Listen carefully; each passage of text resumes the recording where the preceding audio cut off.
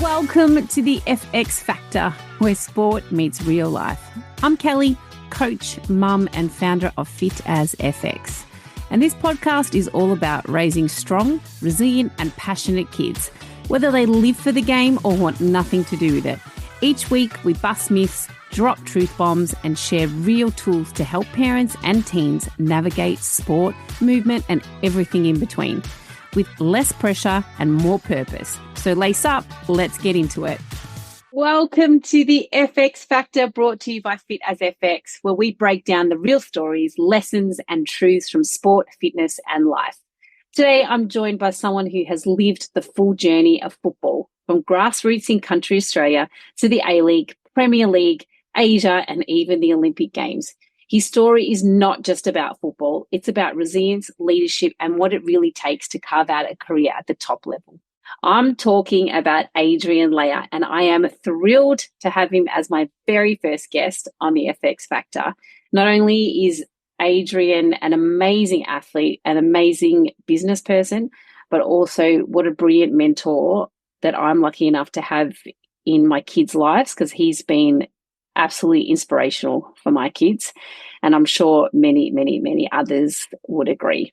But I do think it's very important that I try and summarize his just incredible career, because it does span a long time and it's a career that definitely deserves a shout out. So I'm going to run you through just a little bit of history on Adrian Leijer, and this is just his football career, which is pretty epic. So Adrian was born March 25th, 1986 in Dubbo, New South Wales. With Dutch and English heritage, like so many of us, his love of the game began at a local club, Newtown Junior Soccer Club. Before his talent took him into the elite pathway, the Victorian Institute of Sport, and then into the senior game with Melbourne Knights. During the last season of the old National Soccer League in 2003 and 4, at just age 17, he was already competing at a senior level. The first chapter, Melbourne Victory. When A-League was launched in 2005, Adrian signed with the brand new Melbourne Victory under coach Ernie Merrick. From day one, he became a regular starter, playing 20 of 21 matches in his debut season. He wasn't just solid, he stood out, winning both Players' Player of the Year and Clubman of the Year. Then came the golden year of 2006-2007, when Victory stormed the league, winning both the Premiership and the Championship. Adrian played a huge role and was recognised as the A-League Young Footballer of the Year. The big move to Europe. Those performances caught the eye overseas. In August 2007, Adrian signed with Premier League side Fulham on a 3-year deal. Like many young Aussies heading to Europe, the challenge was breaking into the first team. He didn't make a senior appearance for Fulham, but trained at the highest level, played in the reserves, and was named on the bench in the Premier League. In 2009, he went on loan to Norwich City in the Championship, adding valuable experience. Even if it was just for 4 matches, it was another step in the journey. The return to Melbourne Victory. Mid-2009, Adrian returned home to Melbourne Victory and immediately slotted back into the heart of the defence. He became a leader on and off the field, and in February 2011, he was named club captain, a role he held for over 2 years. In the second spell of Victory, Adrian made 135 league appearances, scored 6 goals, and became a cornerstone of the club through highs and lows. Heading off to Asia, new challenges. In February 2015, Adrian took on a new challenge, moving to China. Playing in the Chinese Super League, he featured in 24 matches. Before shifting to South Korea, over 3 seasons, he played 66 matches and scored 3 goals, competing in both K-League 1 and K-League 2. The final playing years and retirement. In January 2019, Adrian announced his retirement from professional football to take on a new career with Adidas. But football wasn't finished with him just yet. He briefly came out of retirement to play locally for Dandenong City in the NPL Victoria, making 15 appearances and scoring once before finally hanging up the boots. His international career, Adrian's journey also includes the green and gold. He represented Australia in under 17, under 20 and under 23 level and was part of the Ollie Roos squad in 2008 Beijing Olympics. In 2008, he also earned a senior Socceroos cap in a match against Singapore, an achievement that only a small group of players can claim. His career highlights at a glance: local junior club, National Soccer League at Melbourne Knights, Melbourne Victory, Championships, Captaincy, Young Player of the Year, Fulham and Norwich, the Premier League experience, China and Korea, expanding horizons, 90 plus appearances in Asia, Australia, Olympic representative, Socceroo. So when we talk about resilience, leadership, and the pathway kids can take into football, Adrian Leijer's story is the perfect example.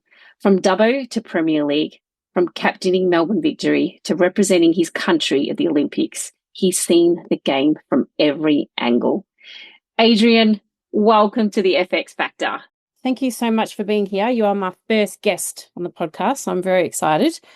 One of the reasons why I wanted to have you on the show was not just because of what you're doing now, but I kind of went back through all my emails from years ago, and I realized that my kids started with you 3 years ago.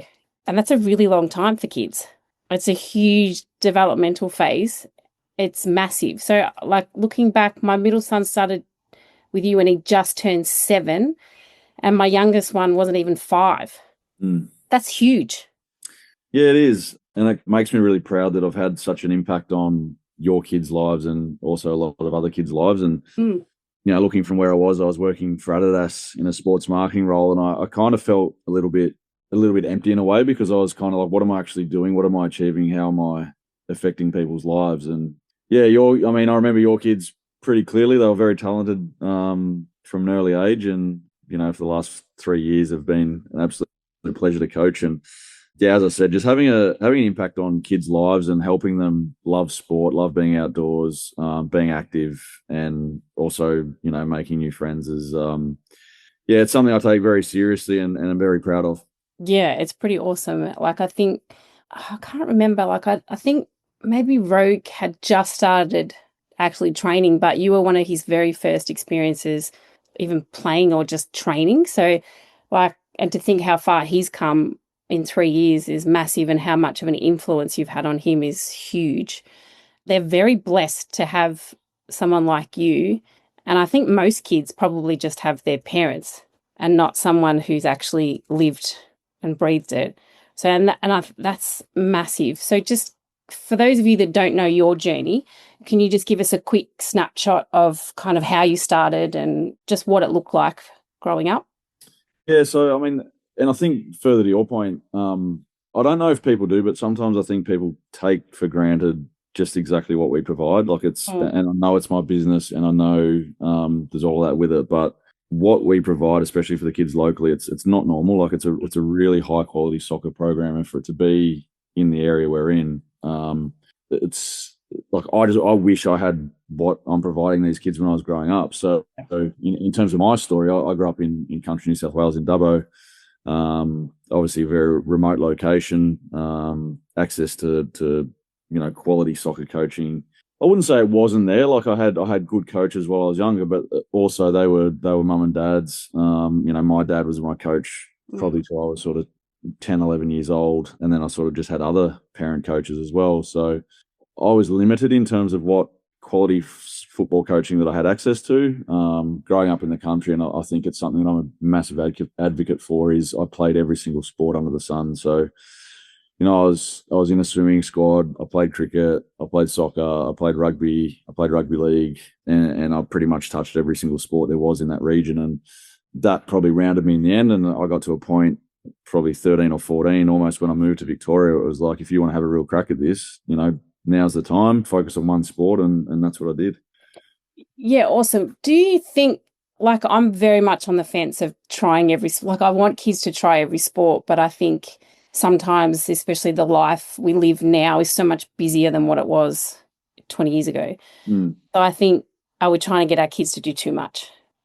Yes and no. Like, I think there's a really fine line for that. I think in terms of doing too much, like I look at kind of, okay, you're doing soccer training, then the next day you're doing swimming, so you're not on your feet. So I think as long as you're sort of managing that type of workload where they're not doing 7 days of soccer or 7 days of, you know, soccer, footy, soccer, you know, all that sort of stuff. So I think there is a very fine balance, and it's something that I push with my programs, especially. Like I've kind of said to my staff, and I want the 15th of December to the 15th of January off, and that's kind of where I say, okay, kids, that's your off season. Go and do everything else. Go to the beach. Go, go explore. Don't touch a football for a month, because I think that's really important. Yeah, and it also teaches them to be hungry to come back.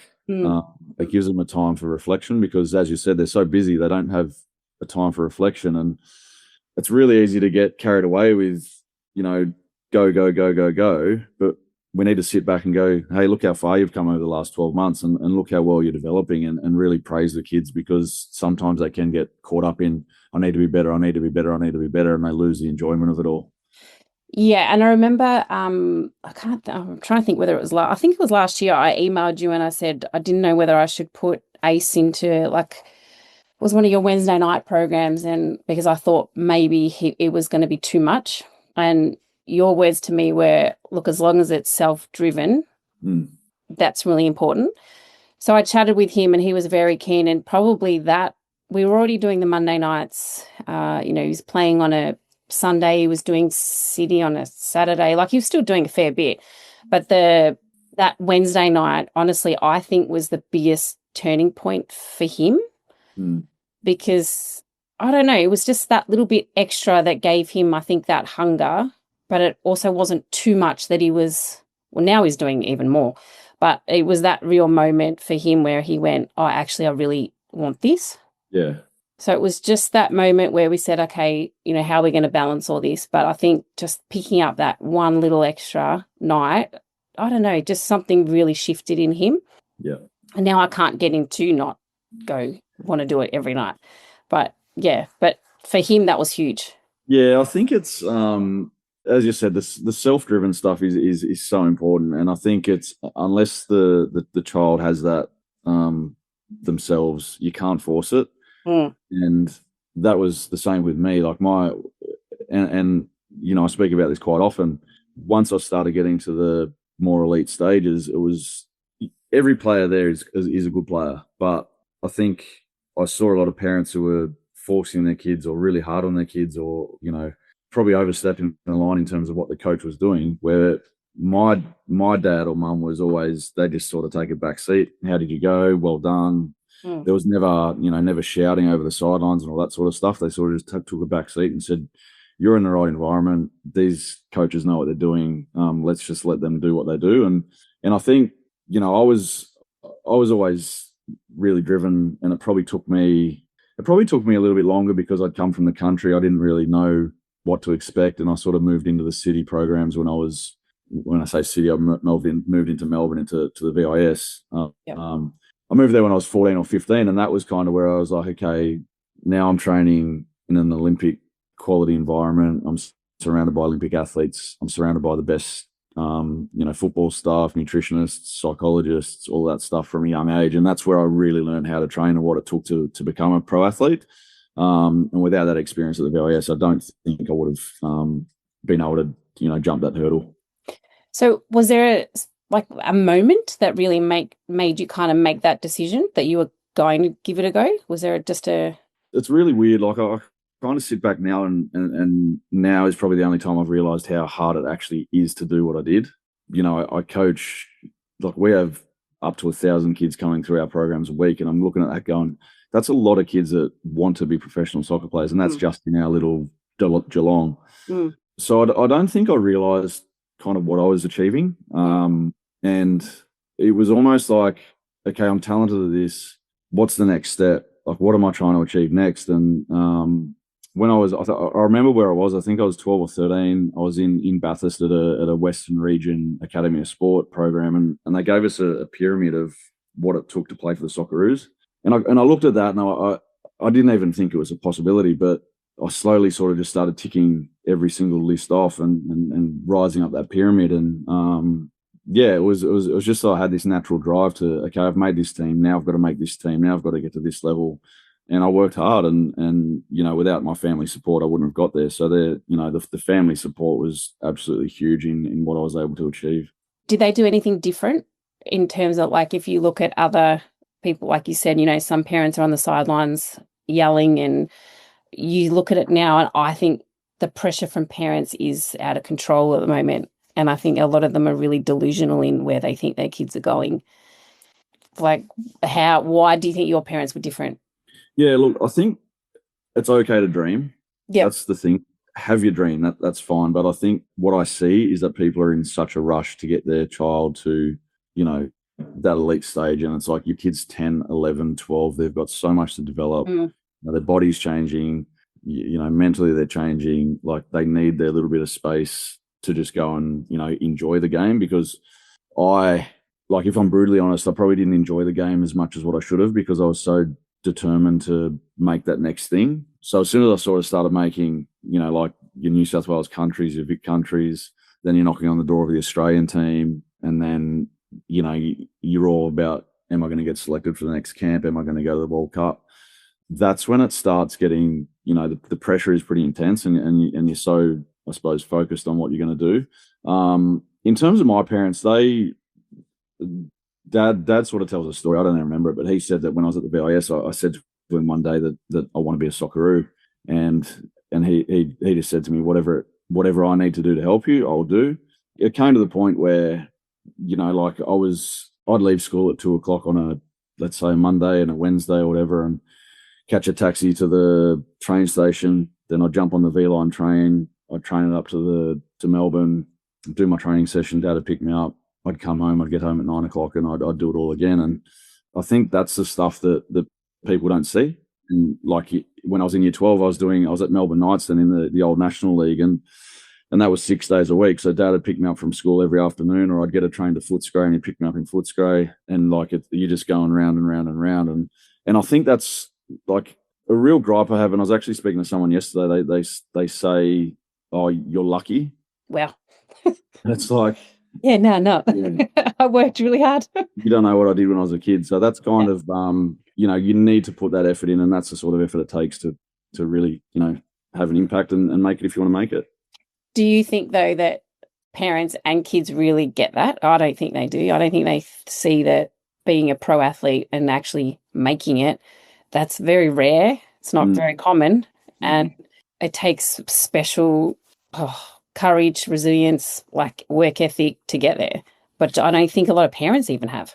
Yeah, I think, look, athletes are all a little bit different. Like they've got a different mindset. And even now with my business, like I'm so driven in terms of what I do, and my expectations are so high, and the standards I set for my, my staff and even the kids and all that sort of stuff. Like it's a fun environment, but I expect them to be, at their best in every single thing they do. My coaches, that is, because then that reflects on the kids.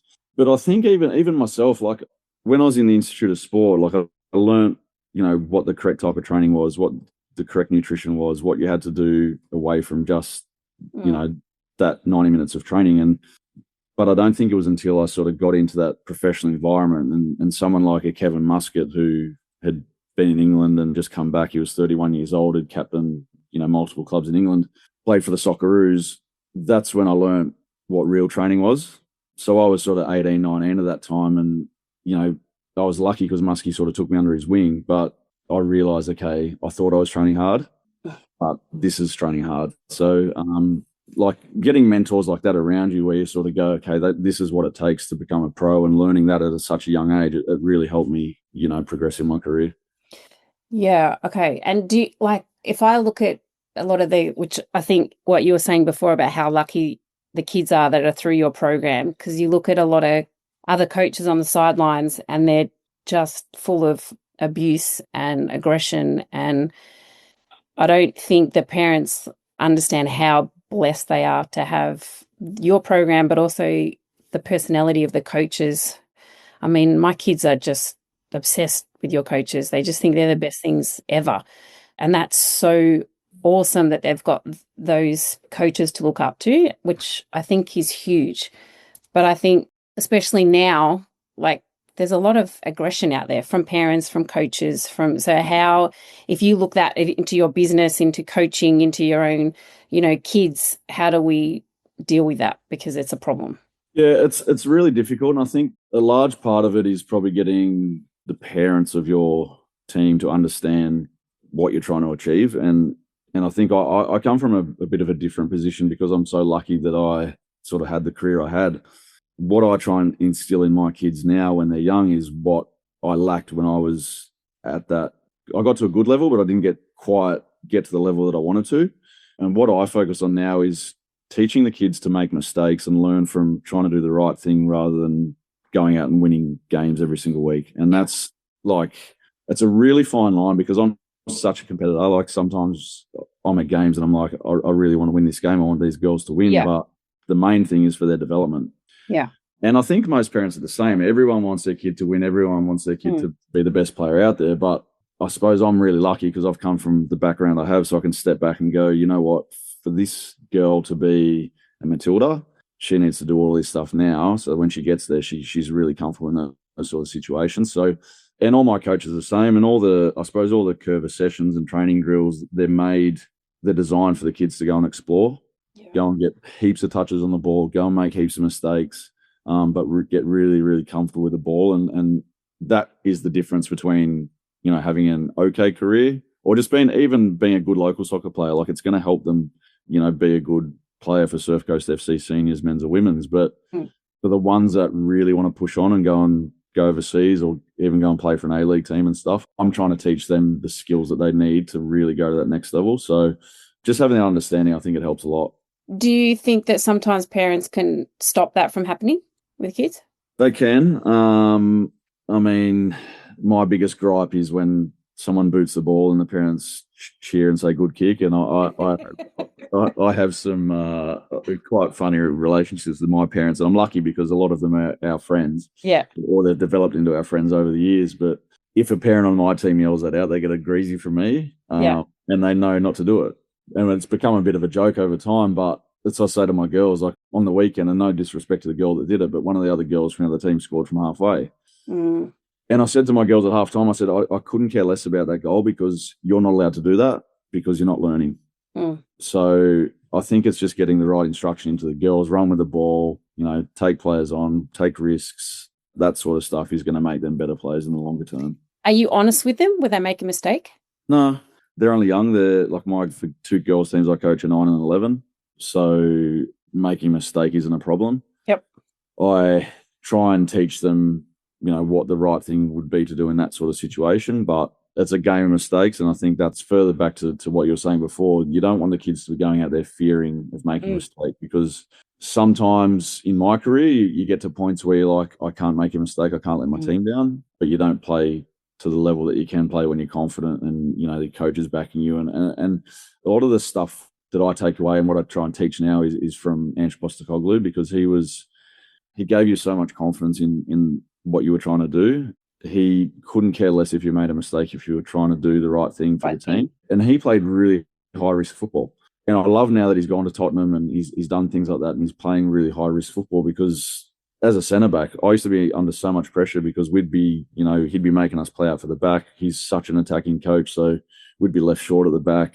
We'd concede goals and sometimes we'd cop a bit of flack, but you sort of go, okay, well, that's just the way he plays. And I admire the way that he goes about, and I admire the messages he gives me. And that's kind of now I try and pass that on to the kids. Make mistakes, do the right thing, and, you know, really back yourself in every situation. Yeah, good. And obviously there's a lot of setbacks in sport, no matter what sport you play, especially, let's just say in, like, you know, Ace was rejected 3 times before he got into Victory. That was really important for him because for us as parents, we were like, are you going again? He's like, of course I'm going again. I'm going to keep going until I get in. Yeah. So that's awesome, but it's very hard to teach that. Yeah. So I think with kids, how do you keep their confidence up? How do you keep them wanting it? How do you keep them going back after rejection? It's hard. Yeah, it is hard. And I think it comes back to what I was saying before, like it needs to be self-driven. And even like to your point about Ace, the Melbourne Victory coach was at the academy the other day, and out of 100 kids, he pointed Ace out straight away. And he said, who's that kid? And then I said, oh, you've rejected him 3 times and he just made it into your academy. So I think that just shows the level that Ace has, you know, worked to.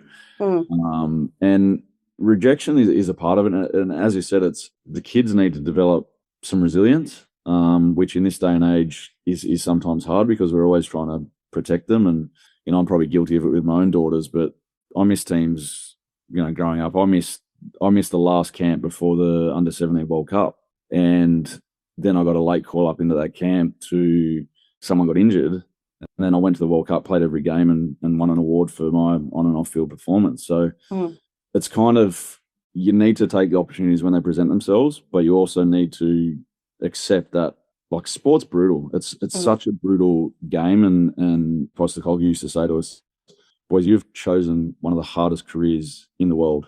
So many people want to do it. Not many people can do it, but it's a really, really hard career. And I think that's why athletes are all a bit different, and why athletes also connect with each other, because they understand you have so many more lows and highs, but they understand what you sort of go through every single day, every single week. Your mood is dependent on, your performances on the weekend. Are you in the team? Are you not in the team? Are you playing well? All that sort of thing. So athletes have got this really different mindset, and I think it's it comes back to what they've been through when they're kids. And yes, you're going to miss things, but you're also 10, 11 years old. Yeah. Your body is going to change. Everything's going to change so much until you're 16, 17, 18. And then that's when, it comes to the push and shove. Are they going to get on, or are they not? So you don't need to be in a rush when you're 10 or 11. And if we flip the switch to kids that perhaps like they want it, but maybe they're not equipped to be an elite athlete. Yep. How would you deal with that? Yeah, I think, like, I try and tell the message to the kids, and often at, like, our holiday camps, for example, I'll speak to the kids, or I'll get an elite athlete in, and I think it's more, be the best you can be and be okay with that. And I think understanding that it's not the be all and end all if you become an elite athlete or not. Like, it's I suppose accepting how hard it is to be an elite athlete, but be a good person. That's probably the biggest thing. Like, am I healthy? Am I enjoying my sport? Am I going to play for Australia, or am I going to play for Surf Coast FC? Am I going to represent Geelong? Like, it's kind of try and, be the best you can become. And sometimes that might be hard to accept, but it's you look at senior teams around the region, and the standard of football is quite good. The players look forward to their game on every weekend, and there's nothing wrong with that. So, yeah, I think it's just being the best version of yourself, and that's kind of the message we try and get out there. Yeah, and I think in terms of how important, like, movement is, like, if your girls, they both play soccer, but if, let's just say they didn't play soccer, and let's just say they were terrible at it, which they're not, but let's just say they were, how would you encourage them just to move? Like, as coming from where you've come from, it obviously the pressure is there, it's real, because you've experienced it. So how do you not push that onto your kids to be a particular way? Yeah, it's probably, in many ways, because I tell them all the time, like, you don't need to, if you don't want to do this, don't do it. Like, you don't have to do it, but they love it. And then I'm sort of like, if you're not going to be a Matilda, it doesn't matter. Like, and the reason, I suppose the reason I say that is because I know, like, I've had such a fantastic career, and football's given me so much and all that sort of stuff, but it's a tough slog. And I think I sort of want them to understand how hard it is. Like, you're traveling all the time, you're away from your family, you miss your friends' weddings, you miss birthdays, you miss every single thing going around. I moved to China, didn't see my family for 5 months of the year, went to Korea, same thing. So the last 4 years of my career, I was in Asia, and, for 7 months, my family was there, for 5 months, they weren't. So that's the stuff that people don't see. I know how much pressure comes with doing the job. So I kind of try and say to them, look, you don't need to do it. It's okay. It's absolutely fine. Like, if my girls play for Surf Coast FC for the rest of their lives, and they, have a really good support network around them with a really good girls program, they'll be good players, and they'd be good players at that level. I'd be okay with it. Like, there's absolutely no problem with doing that. And I think that's sometimes football clubs lose sight of what are we actually here for. We're here to create an environment where people want to hang out. They've got somewhere to go if things aren't going well in their life, and they can go down to the soccer club, kick a ball around for an hour and a half, and forget about everything else that's going on.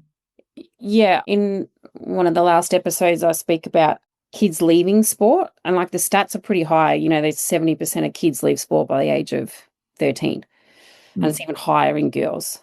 And I think now we're changing that, the path for girls in particular, and we're open. You're a massive advocate for the girls, but do you think every club is following that?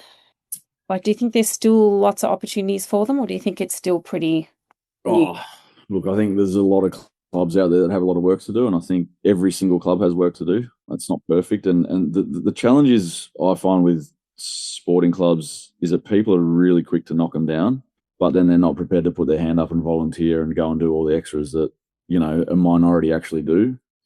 So I think that's the biggest thing. And yes, I'm a massive advocate for women's sport. I've got two girls, so there's probably a reason why I push it so hard. Yeah. When I was at Adidas, I was really lucky because my remit was to, you know, build an Adidas group of girls who were part of the Matildas and really sort of showcase the brand through the Matildas. So that gave me a real, you know, it was so good for me to see the level that the pedestal that those girls were put on above the Socceroos. Like it was awesome. As a father of two daughters, it was one of the best things ever. So I think we all have a responsibility to really help the girls, but we also can't lose sight of the 13-year-old boys that are going to stop playing, because that's when they start getting into trouble with, you know, e-bikes and getting around town and all that sort of stuff. So we have a responsibility for that age group. It's easier said than done, yes. And I think every single club around the world can be better at it. Would you have any ideas for clubs to be able to keep those kids in sport? Yeah, look, it is hard, and you know, something I've just introduced is a Just for Girls program, and I've kind of done that because I want the girls to have their own space. I want them, particularly, the program is designed for the elite girl or someone just starting out, just to be in an environment where they feel safe, and we'll have different groups where they can, you know, be at their level. But I think it's just making sure the environment that the kids are training in is inviting. Like it's the whole thing about what I do with Curva is the kids rock up and it looks like an elite environment. It looks like an English Premier League environment or an A-League club environment, and all the drills are set up. It's well organised. Everything's top notch.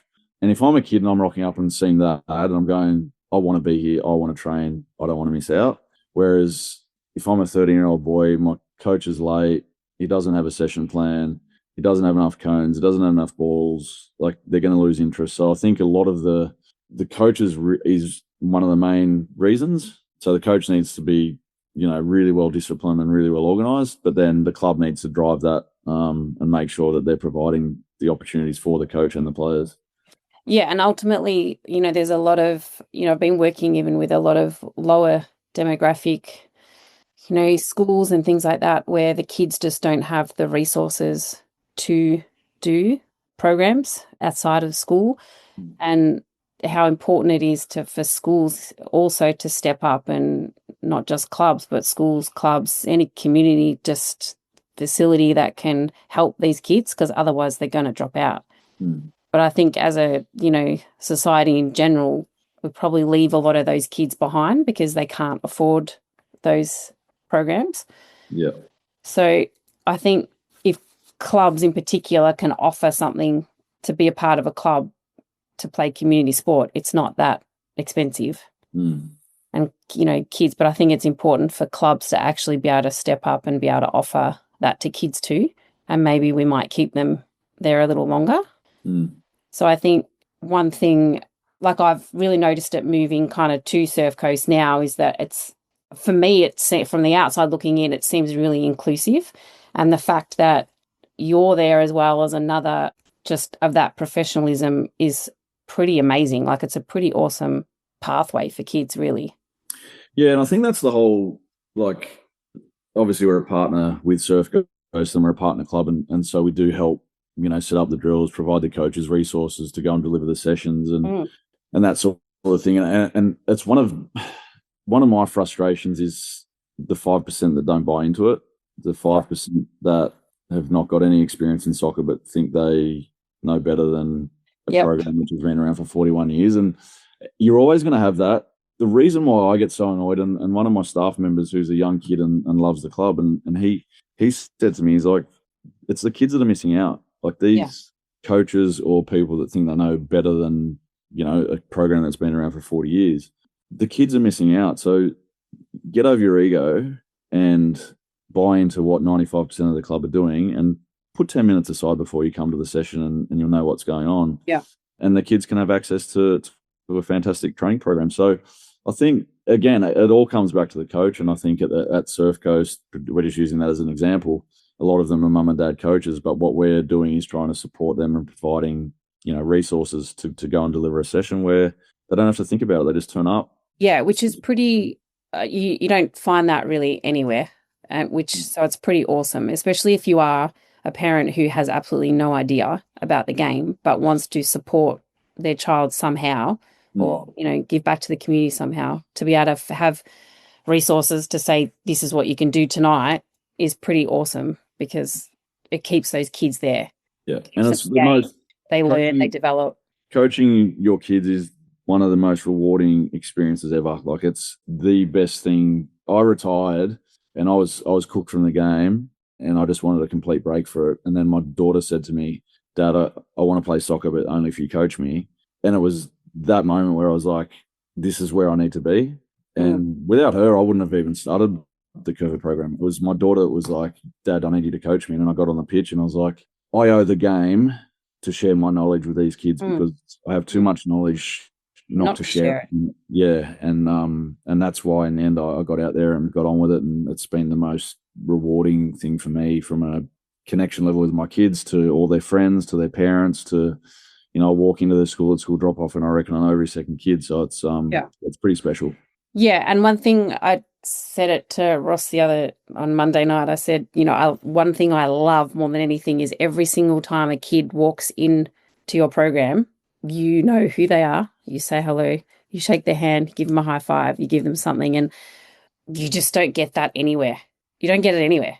Yeah, that's really important. And I think it's back to, like, if there's any coaches listening, like, we're trying to retain the kids. You need to make that kid feel special, and you need to make that kid feel wanted. And I suppose everyone's guilty of it. Sometimes you focus so much on the better players. Like, you need to give every single kid your time, acknowledge them. It's something that I probably learned through my soccer career. And it was when I joined the VIS. We had a rule that you had to shake every single player's hand. You had to shake the coach's hand. And that was something that pretty much remained normal from that day on till when I finished. And I remember Ange Postecoglou, like, we had training in the morning, we had a team meeting in the afternoon, and it was one of the topics he raised in the team meeting. He's like, hey, let's say, hey, Fred, you didn't shake my hand this morning. Why not? Like, really annoyed at him. Like, okay. So that's something that I really value, and it's something I really try and do. And yes, there are a lot of kids that I know all their names, but I try. But I think it's really important as a coach to have that connection point with your kids.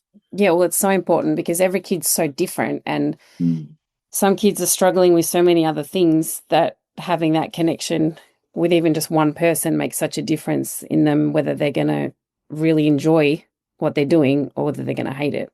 Yeah. And I think that's massive, hats off to you for putting in that effort, because I think it's really, really important.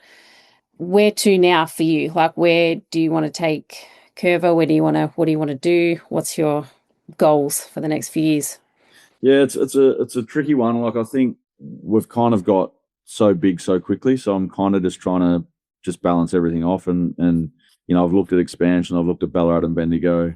I've looked at the Sunshine Coast, because, as I suppose further to your point you said before, the coaching staff and the people that I've put in place down here are what makes our business.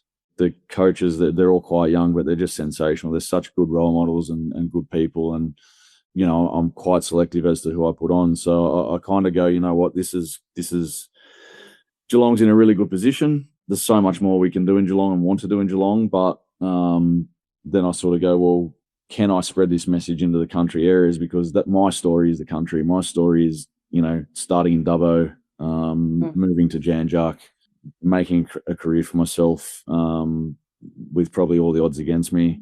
And what I love is, going out to those country regions and going, hey, if you put the time in, if you're prepared to do the extras, then there's no reason why you can't do it. So that's why I want to go country areas. But I'm very, very mindful that will take time away from Geelong, and probably take time away from my family. So it's more of just keep Geelong going really well, make sure, the kids are getting a really good experience, and then just keep spreading the message.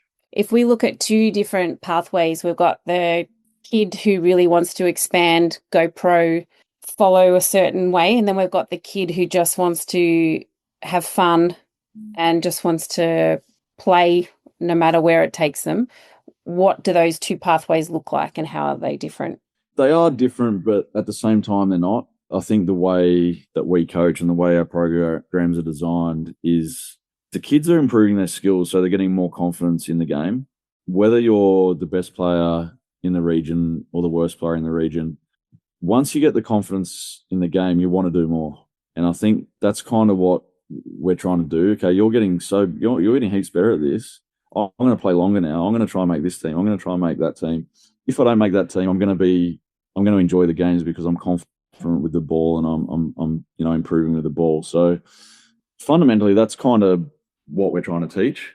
Confident, want to do more, and then if certain kids' level is higher, then they may go and look at your A-League academies and all that sort of stuff. And some clubs, people see those sort of things as competition.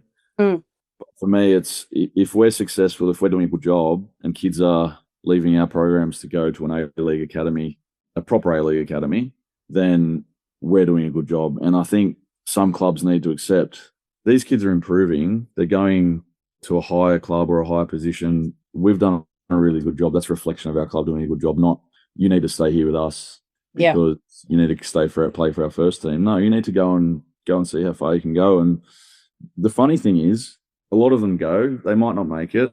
And because the club's treated them so well, I want to come back and play for Surf Coast. So the journeys can go both ways, but again, it has to be self-driven. And there comes a point where it's like, okay, I've spent my time with Curva. I'm 13, 14 years old now. Where do I go next? I need to go and explore different things. And as long as we've given every kid, whether an elite kid or an average kid, a really good foundation, a really good environment to explore, then that's our job.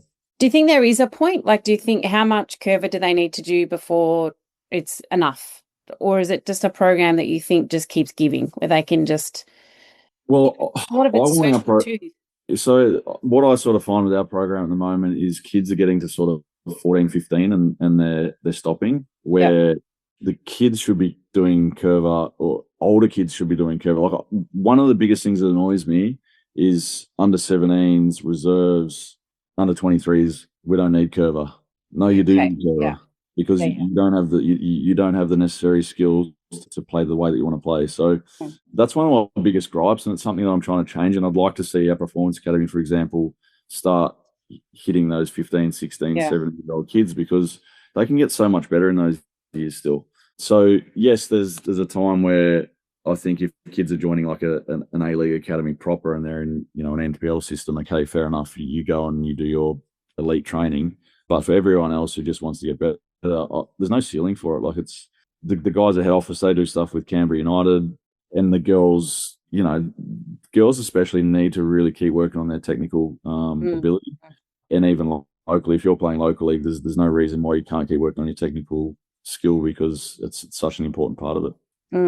And I think one thing we've found, like with our boys, is that we realise that, and I don't know, maybe I'm wrong, but I think that like we have them in your program because it helps them develop where they've actually been able to go into the Melbourne system and really succeed and really do really well.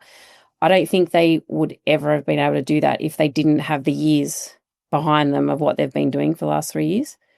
I think they would have gone to Melbourne City, to Victory, and just not even had a chance. So I think that's really important. And I think socially for the boys, they have like some of their best mates. They only see them like with you, but they absolutely love seeing them. I see my boys, hi, hey, how was your weekend? Like, it's a half hour of social before they've even started training. You cannot replace that. You can't. That's it's awesome. Cool.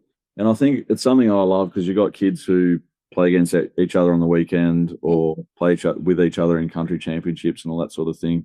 And, they come together, and then it's a really nice thing, even when they see each other before the games or in the games, or it's a really nice thing to have. But I think further to your point, like, yes, we've given a lot of kids access to our type of training, but it also comes back to the kid.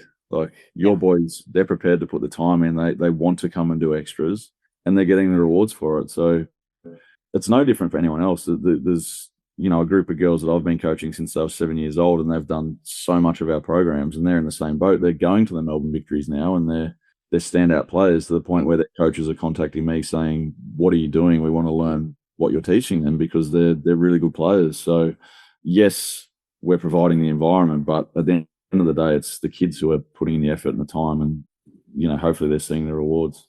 But I think also going back to kind of the type of people that you've got as coaches, they're huge influences on the kids.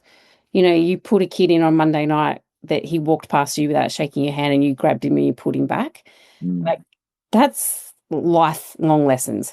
To be able to talk to people, to be able to look them in the eye, to be able to hold a conversation, to be able to, meet new people in scary situations, to be able to go to a trial without knowing anyone and actually be able to do it and want to get out of the car and actually do it. Like, they're huge life lessons that you probably don't even realize you're teaching the kids, but you're teaching the kids those things. And, the way my boys are, I think honestly comes down to what they've been doing with you and the program. And, I can't thank you enough, let alone just, I don't know, I just feel like you've given that confidence that perhaps they wouldn't have.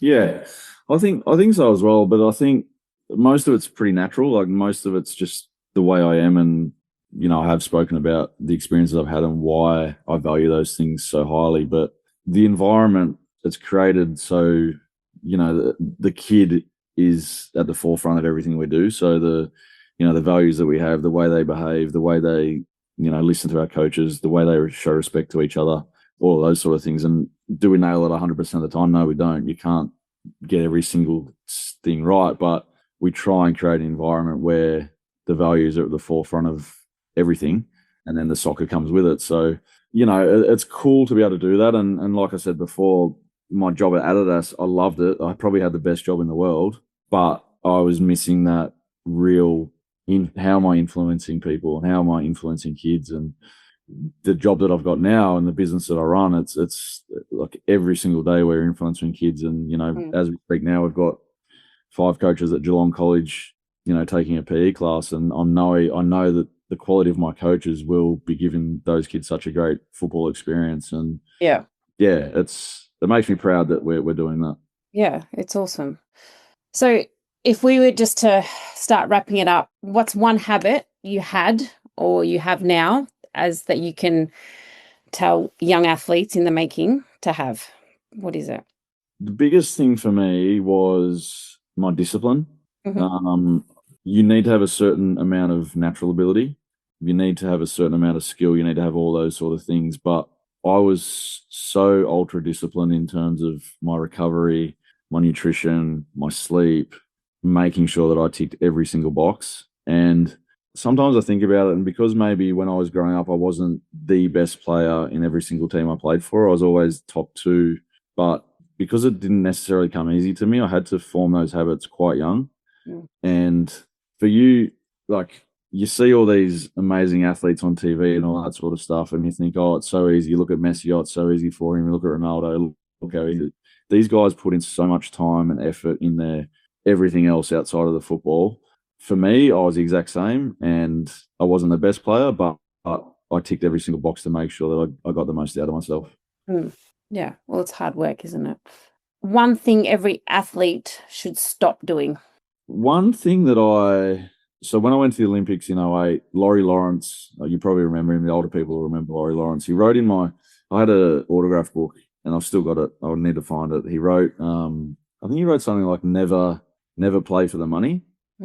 And it's something that at the time I was living in England, and I left Australia, and my contract in Australia compared to England was chalk and cheese. And I was sort of like, it sort of made me sit there and go, okay, like, it sort of hit home a little bit. But then I left Melbourne Victory it was 2015 when we were about to win the championship, and I went to China, which I'll be totally honest, I left for the money. Yes, it was an amazing cultural experience, but for me, as a 29-year-old, the opportunity to set my family up was too good to refuse. And I went to China, and it was a completely different environment, but the love of the game and what I was trying to achieve, like all I wanted to do was lift another title for Melbourne Victory. I went there and I was just banking a check, basically. My football, it was interesting. Like, it was amazing. Like, I look back now, it was the most amazing experience ever. But I felt a little bit sort of soulless because I wasn't, playing in front of my family every week at Melbourne Victory in front of massive crowds and trying to win titles. And that's probably the one thing I would say, like, it's particularly now, like, people are playing in the English Premier League and they're leaving to go and play in Saudi Arabia. You don't need the money. Stay where you are, play in the best league in the world, and do it as long as you can. Because, if I was playing English Premier League week in, week out, there's absolutely no chance of walking away from that. Yeah, and it's not forever, is it? One thing every parent should start doing. Maybe we should make it stop talking. One thing every parent should stop doing. Yeah, no, I think just supporting and let your kids talk. And I think I love having girls because, yes, they want to win and lose, but they get in the car afterwards and it's kind of, they've forgotten about it already. Yeah, they've forgotten about it. Where I think boys are a bit different, but I think it's trying to take the pressure off them as much as you can, and that will help them because they're kids. You want them to enjoy it. Like, it's so easy not to enjoy it, and you need to make sure that they enjoy it for as long as they can. Yeah, I said to Ace yesterday, I was like, do I put pressure on you? I'm like, oh, here we go. What's he going to say? He's like, yeah. I said, what do you mean? What do I do? And he goes, oh, just when you yell out, go Ace. I was like, what do you mean? And he's like, oh, I hate it. I'm like, oh, but I'm not saying anything bad. He's like, just be quiet. I was like, okay. So I do the same with my girls. Like, I do, sometimes I do it because I'm trying to wake them up or trying to teach them, but I've realized that because I'm always around them, sometimes they take it as me having a go at them. Go at them, yeah. So, like, last night at training, for example, I said a couple of things to my daughter, Zara, and I realised straight away she thought I was having a go at her. So I just stopped talking to her for the rest of the session. And I think it's just having that awareness where you're like, a go Ace screaming at your kid on the sideline might be having a negative effect on them. So they do. And it's like, I coach under 11s girls, so I'm on the pitch for those games. And sometimes it's just like a barrage of go, which is awesome. Like, the parents are supporting. Yeah. The kids are tiny. But the kids are like, oh, yeah. That's a lot, isn't it? Yeah, well, at least I wasn't that bad. If you could speak to your 12-year-old self, what would you say? I think it would be enjoy it. And I think that's why I say to parents and kids, like, make sure you're enjoying it, because, as I said earlier, I was always striving for the next thing. And yes, it's probably why I got those things, but, I always had to make the next team, or had to make the rep team, or put so much pressure on myself before. Like, I remember I played one season for Geelong. It was different back then. It was like a Geelong WVSA, it was called, and we played in the Super League. And even when would have been 13, I was in bed at 9 o'clock the night before a game. I was eating my pasta. I was, so disciplined in everything I was doing. I'd get to the game the next day and my teammates were like, oh, we went to this party last night at 11, 12 o'clock. And I was thinking in my head, what the hell? Like, do these guys not get it? Which is probably why I went and had a career, but it's also sometimes I just wished I relaxed a bit more and really embraced it and enjoyed it. And I think it was probably towards the end of my career when I was, considering retiring, I sort of said to myself, like, it's going to end soon. So, like, just make sure you enjoy what you're doing. Don't put too much pressure on yourself. If you lose, you lose, like, whatever. Just really enjoy what you got left. And I think it was probably later, once you are retired, you go, geez, I missed that. So it's, just enjoy it. I think it's hard for parents too, because you think, like, if I think how much money we've spent on kids' sport, I think as a parent you feel the pressure too, because I think you go, we're investing so much. It's very easy to probably put the pressure on in that respect. And that, I think, often for the parents, sometimes the joy comes out of it as well, because you're so focused on, the amount you've invested in time, driving, in money, in the sacrifices you've made as a family, that sometimes you forget to enjoy it. Yeah, like, I mean, I promised my dad a car if I ever made it, and I never gave him one. So, but I think, like, Yeah, I think that's a really important point, and you do get so much satisfaction. Like my under-11 girls who I coach with, they won the country championships last year, and that was, my daughter scored in the final. That was a real joyous moment, and I won the championship in, I think it was 06, 07, and my dad was the last one at the after party with me. So like it's those moments where I think you just really value those, and that's where you get the reward. But I think it's a really good point you make, because you do. I'm doing so much for you. You need to be better, and it's like, well, just let them, just let them enjoy it, and those moments will come. Don't put pressure on to find those moments. Yeah, because I think there's a lot of, like, I think of how much driving we do, and it's stressful and it's hard. But I hate missing watching them. I hate missing not being there for them. It really upsets me, no matter what it is. But if it's something on at school, but sometimes you just can't get there. But I really don't like missing it. But it does bring me a lot of joy. But I think you can definitely get wrapped up in what you as a parent have done. And you've got to be really mindful that it's not about you. Yeah. And then it's about...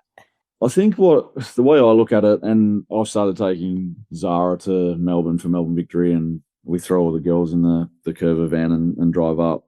I really enjoy just that time in the car with them as well.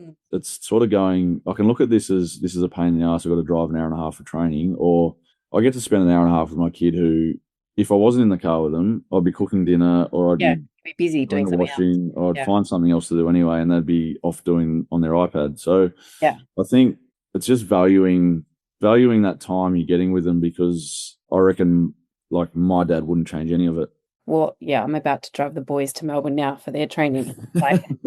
Afterwards, but afterwards we'll go have dinner, and we'll chat, and they'll put their stupid playlist on, that they got to listen to. Like, it's good because you get to know them really well. Yeah. Otherwise, life gets really busy. Thanks, Ado. That was awesome. Thank you. If you loved today's episode, hit follow, share it with a friend, and pass it on to someone who needs to hear it. Got questions, stories, a parenting win, or an absolute total flop? I want to hear it all. Send them through so we can tackle them in future episodes. This is the FX Factor. Raising confident kids, building resilience, and having a laugh along the way. See you next week.